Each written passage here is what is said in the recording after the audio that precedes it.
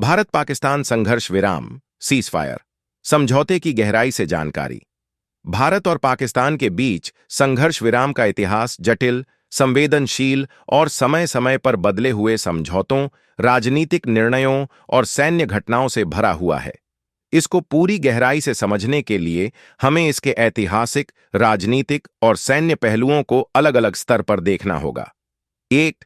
पृष्ठभूमि बैकग्राउंड। 1947 के बाद से संघर्ष की शुरुआत। 1948 भारत की आजादी के बाद पाकिस्तान ने जम्मू कश्मीर पर कबायलियों के माध्यम से हमला किया, जिससे पहला भारत-पाक युद्ध हुआ। 1949 में संयुक्त राष्ट्र यूएन की मध्यस्थता में पहला संघर्ष विराम समझौता हुआ। यह संघर्ष विराम लाइन ऑफ कंट्रोल एलओसी की स्थापना का आधार बना, जिसे 1762 के शिमला समझौते में औपचारिक रूप से मान्यता दी गई। 2. मुख्य संघर्ष विराम समझौते मेजर सीजफायर एग्रीमेंट्स। 1949 का करार UN ceasefire agreement.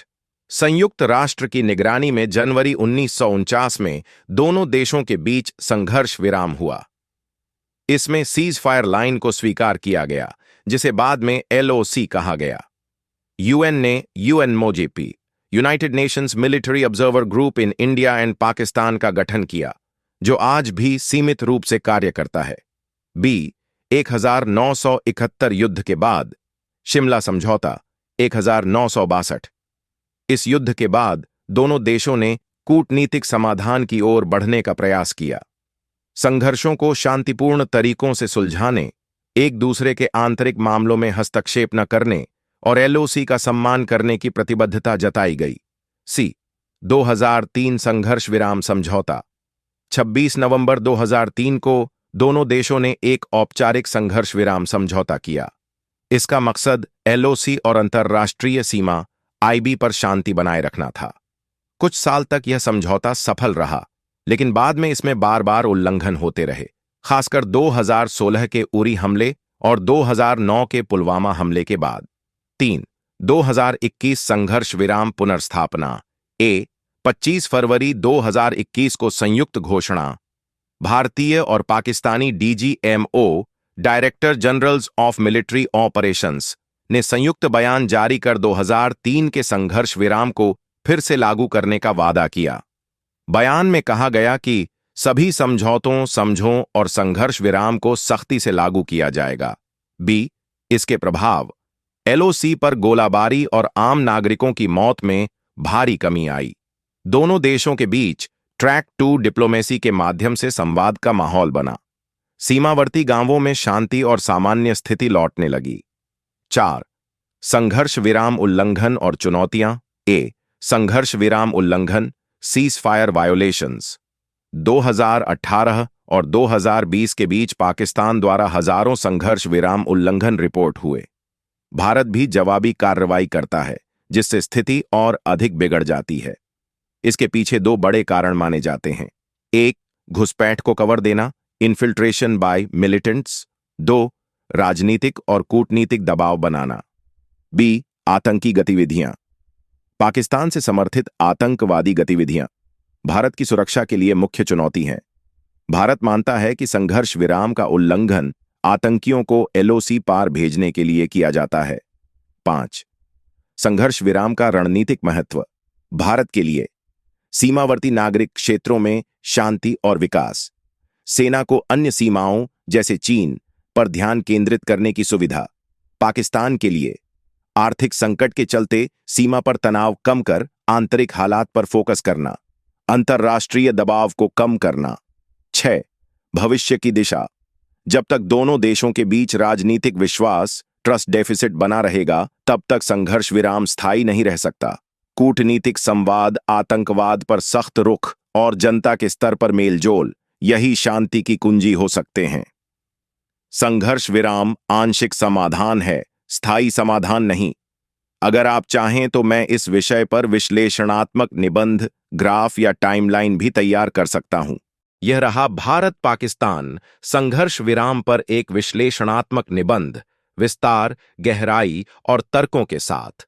Bharat Pak संघर्ष विराम, एक विश्लेषणात्मक दृष्टिकोण प्रस्तावना। भारत और पाकिस्तान के रिश्ते स्वतंत्रता के बाद से ही तनावपूर्ण रहे हैं। इन दोनों परमाणु संपन्न पड़ोसी देशों के बीच अब तक 4 बड़े युद्ध हो चुके हैं और सीमा पर लगातार झड़पें होती रहती हैं। ऐसे में संघर्ष विराम, सीज़फायर, दोनों देशों के बीच अस्थायी शांति बनाए रखने का एक प्रमुख माध्यम रहा है। यद्यपि संघर्ष विराम का उद्देश्य सीमा पर शांति स्थापित करना है, फिर भी इसके उल्लंघन और रणनीतिक उपयोग ने इसकी प्रभावशीलता पर कई प्रश्न चिन्ह खड़े कर दिए हैं। संघर्ष विराम की ऐतिहासिक पृष्ठभूमि 1947 से 1948 तक, जब पाकिस्तान ने जम्मू कश्मीर में कबायली हमले के जरिए हस्तक्षेप किया, तब पहली बार दोनों देशों के बीच युद्ध हुआ। यह युद्ध संयुक्त राष्ट्र की मध्यस्थता में 1949 के संघर्ष विराम के साथ रुका, जिसमें एक सीज फायर लाइन, बाद में LOC, निर्धारित की गई। इसके बाद 1965 और 1971 के युद्धों ने फिर संघर्ष विराम की आवश्यकता को सामने रखा। विशेष रूप से 2003 में किया गया संघर्ष विराम समझौता एक महत्वपूर्ण मील का पत्थर रहा, जिसने LOC पर व्यापक शांति कायम की। हालांकि यह स्थिति दीर्घकालिक नहीं रही।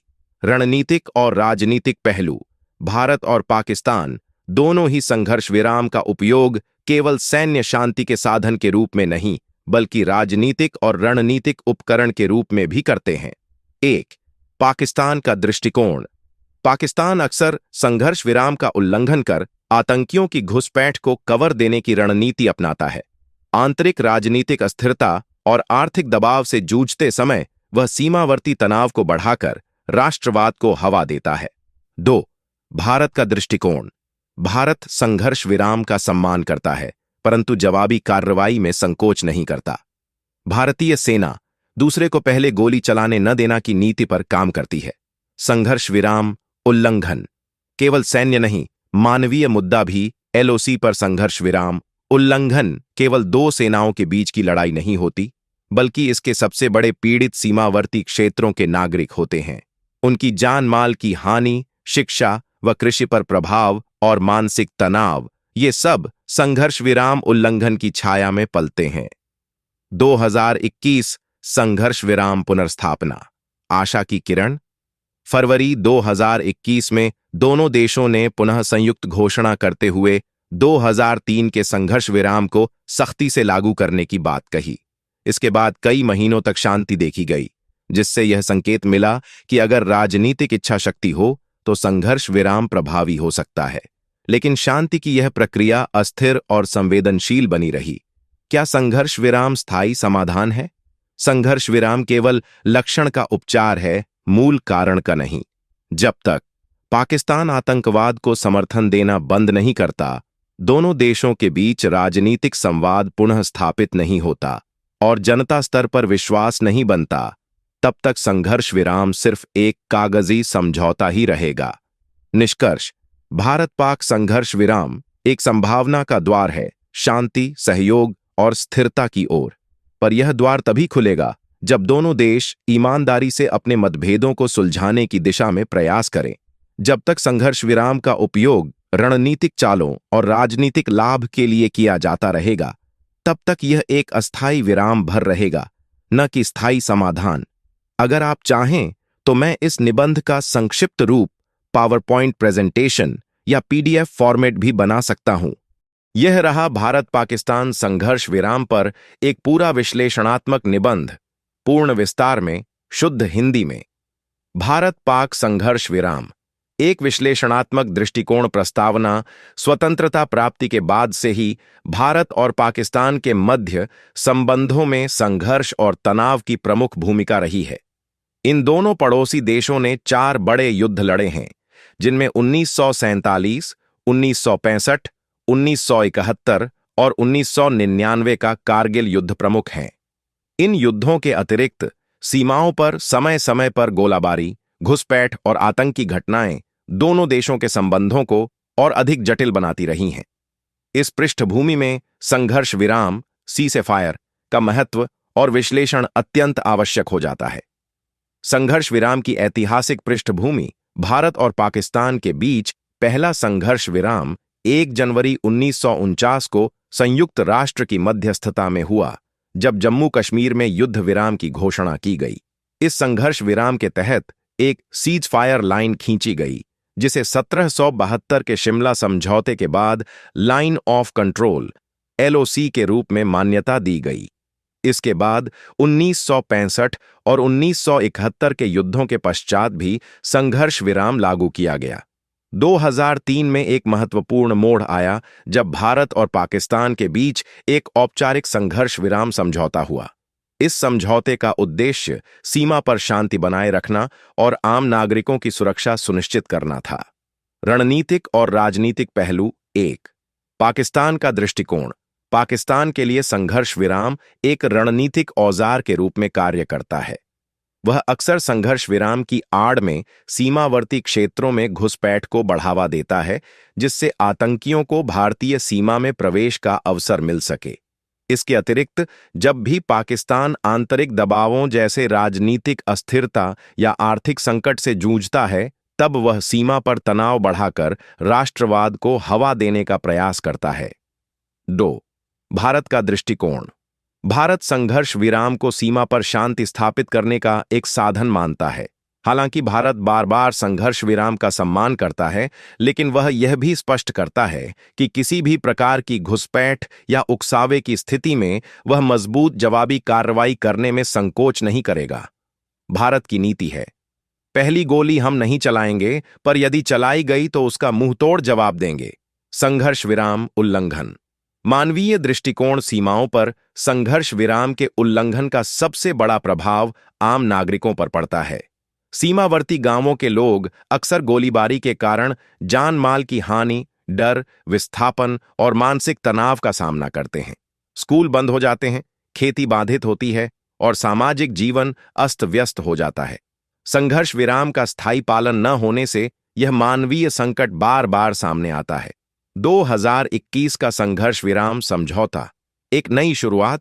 फरवरी 2021 में भारत और पाकिस्तान के सैन्य अधिकारियों DGMO ने एक संयुक्त बयान जारी किया, जिसमें 2003 के संघर्ष विराम समझौते का पूर्ण पालन करने की प्रतिबद्धता व्यक्त की गई। इस कदम को अंतर्राष्ट्रीय समुदाय ने सराहा और इससे सीमावर्ती क्षेत्रों में अस्थायी शांति भी देखने को मिली। हालांकि यह शांति लंबे समय तक नहीं टिक सकी, क्योंकि पाकिस्तान की ओर से आतंकवाद को लेकर कोई ठोस कार्रवाई नहीं हुई और कुछ ही महीनों बाद फिर से छोटे स्तर पर उल्लंघन होने लगे। संघर्ष विराम एक समाधान या एक अस्थायी विराम। संघर्ष विराम की सबसे बड़ी चुनौती यह है कि यह एक लक्षणों का उपचार है, मूल कारणों का नहीं। जब तक पाकिस्तान आतंकवाद को समर्थन देना बंद नहीं करता, भारत और पाकिस्तान के बीच राजनीतिक संवाद और विश्वास का निर्माण नहीं होता और सीमा पर पारदर्शिता और जवाबदेही की व्यवस्था नहीं होती, तब तक संघर्ष विराम केवल एक कागजी समझौता ही रहेगा। निष्कर्ष। भारत पाक संघर्ष विराम एक ऐसा अवसर है जो दोनों देशों को शांति, सहयोग और विकास की ओर ले जा सकता है, किंतु यह तभी संभव है जब इसके पीछे ईमानदारी, दृढ़ राजनीतिक इच्छा शक्ति और परस्पर विश्वास हो। संघर्ष विराम को केवल सैनिक रणनीति न मानते हुए उसे जनकल्याण की दिशा में एक कदम बनाना होगा। जब तक संघर्ष विराम का उपयोग सीमित उद्देश्यों या राजनीतिक लाभ के लिए होता रहेगा, तब तक यह एक स्थायी समाधान नहीं बन पाएगा।